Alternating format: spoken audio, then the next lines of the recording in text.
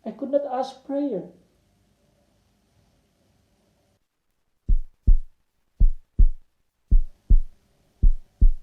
So, conscious ko, mura ba kayo nga, mauna ba ni? Para kong nakatulog, kay murag sa kakapoy na sa lawas. Okay? And, so siguro mga 9, 10, okay? Ubo, hard breathing, okay? Mabalik na po sa normal ang breathing. Kanang hard breathing, ang buti pasabot is, dili pa ko kahuman sa first nga breathing, sa first nga ginhawa, gukdo na nako ang ikaduha, ang ikatulo. Okay? Mo na siya ang sa COVID. Dara dire. Okay? Then kana ubo niya, hard breathing. Okay? So, murag upos nga kandila ako lawas. So, nag-stop gid ang ako ang my body. Okay? Dito ko naka-distinguish sa body from soul. Okay? Of course, we believe teachings nato sa ato ang Catholic Church, we are body and soul. So, my body was so weak. So, dito na murag hinay og separate akong soul, no? But then ang nakanindot kay na-stop ang kalibutan sa ako ang paminaw, I could not even remember Hail Mary. Okay? The rosary is always sa ako ang side.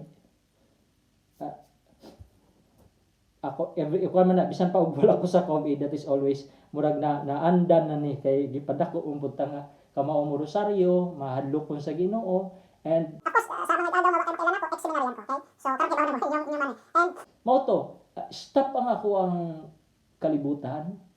I could not even remember the name Jesus. I could not even remember Hail Mary. I could not even remember any prayer. Wa ko mahadlok nga kung mauna na kay murag stop man ang kalibutan. Then pasensya. Gi-ready na gid na ako no kay tingali ma-emotional ko. What the purpose of this dili ko kuan nga mga pero pasensya na lang di lang ko ka kuan murag naa ang trauma sa katong experience because it was really terrible nga naman. I could not say a prayer. Imagine, all my life I believe in God. Then at that particular moment, I was helpless. So, I just, nilet go na lang ko. Okay? Nilet go ko. So, suddenly, a very good childhood memories.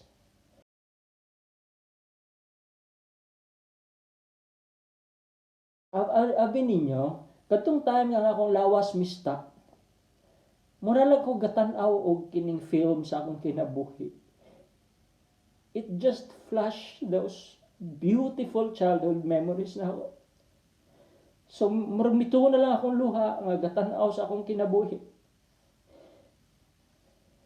Well, this is personal experience lang, no? I disclaimer lang na ako. I don't want na ikuan ako ang but of course, the body and soul, okay na siya kay teaching man na sa ato ang church. But just a personal experience sa facing that moment, maingon kong terrible, kay katong di na ko ka makapray, okay? Pero katong moment nga na-stop, pleasing sa ako kay ang childhood memories, mga nindot nga nahitabo sa akong pagkabata, na-remember na akong